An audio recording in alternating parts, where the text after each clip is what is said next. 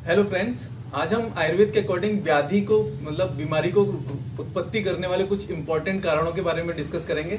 उसमें से महत्वपूर्ण सबसे 3 इंपॉर्टेंट कारण होते हैं। सबसे पहले असात्मेन्द्रियात संयोग, दूसरा है प्रज्ञापराध और तीसरा है परिणाम। इसका मतलब है फर्स्ट जो है असात्मेन्द्रिय संयोग, जो हमारी इंद्रियां होती हैं। तो आयुर्वेद के अकॉर्डिंग हमारी 10 इंद्रियां होती हैं, जिसमें 5 कर्मेंद्रियां और 5 ज्ञानेंद्रियां होती हैं। तो जो ज्ञानेंद्रियां होती हैं, जैसे कि हमारी चक्षु इंद्रिय है, हमारी घ्राणेंद्रिय है, हमारी रसनेंद्रिय है, हमारी कर्णेंद्रिय, हमारी त्वचा की स्पर्श इंद्रिय है, इनके जब अतियोग, मिथ्या योग या अयोग हो जाए तो हमारे जो दोषों की विकृति होती है, तो उससे हमारी व्याधि उत्पत्ति होती है। जैसे फॉर एग्जांपल, जैसे हमने चक्षु का अगर, जैसे कि आजकल की जो लाइफ स्टाइल है, अत्यधिक मोबाइल जैसे स्क्रीन का टाइम बहुत ज्यादा होता है, तो 3 से 4 घंटे 6 घंटे तक आप लोग मोबाइल में देखते हैं, तो उनमें क्या वो अतियोग हो रहा है। वो असात्मेन्द्रिय संयोग का ही एग्जाम्पल है। अगर बहुत ज्यादा साउंड सुनते हैं तो वो कर्णेंद्रिय का असात्मेय संयोग है। जैसे डीजे होता है, तो वो डीजे में बहुत सारा साउंड रहता है और उसमें घंटों अगर रहते हैं और वो सुनते हैं तो वो अति योग होता है।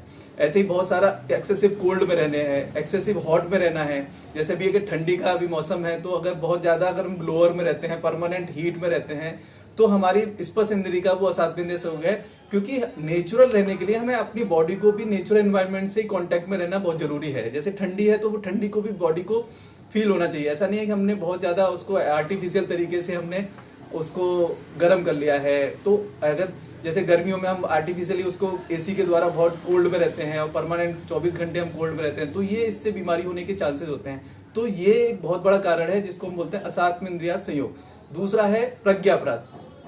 प्रज्ञा अपराध का मतलब होता है कि जो ज्ञान पूर्वक जो हमें पता है कि ये काम गलत है, फिर भी हम कर रहे हैं। जैसे कि फॉर एग्जांपल, हमें पता है कि fast food, junk food, package food हमें खाना है, खाने से उसको खाते हैं तो हमारी प्रॉब्लम होती है, सबको पता है, लेकिन फिर भी खाते हैं, टेस्ट के लिए खाते हैं।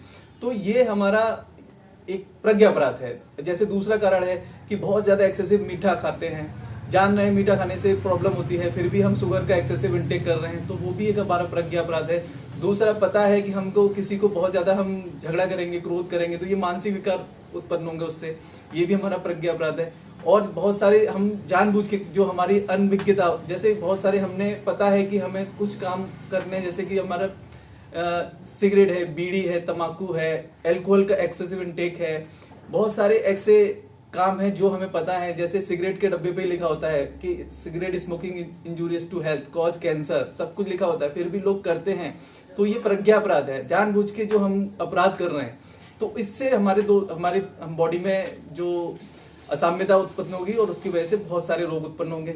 तीसरा है काल। काल मतलब होता है परिणाम, मतलब काल। काल मतलब होता है टाइम, कि किस टाइम पे कौन सा काम किया जाए, तो वो हमारी बॉडी को हेल्दी रखने के लिए बहुत इंपॉर्टेंट होता है। जैसे फॉर एग्जांपल, रात्रि निंद्रा होती है, अगर हमने रात में प्रॉपर निंद्रा ली तो वो हमारे लिए गुड है। अगर हमने प्रॉपर निंद्रा नहीं ली, जैसे कि एग्जांपल बहुत लेट नाइट जगते हैं या रात भर जिसको कोई काम रहता है, वर्किंग रहती है, दिन में सोते हैं, रात को जागते हैं, ऐसे काम रहते हैं, तो उनमें क्या होता है कि वो हमारी बॉडी में हमारे दोषों को इम्बेलेंस करेगा। जैसे कि रात्रि जागरण हमारा बताया कि बात को बढ़ाता है, बात को प्रकोप करेगा। अगर दिन में सो रहा है, रात को काम कर रहा है, तो दिन में सोने से कब प्रकोपित होगा, तो बात और कब दोनों प्रकोपित होंगे तो उसको बीमारियां उत्पन्न होंगी। ऐसे ही काल का होता है इंपॉर्टेंट फैक्टर।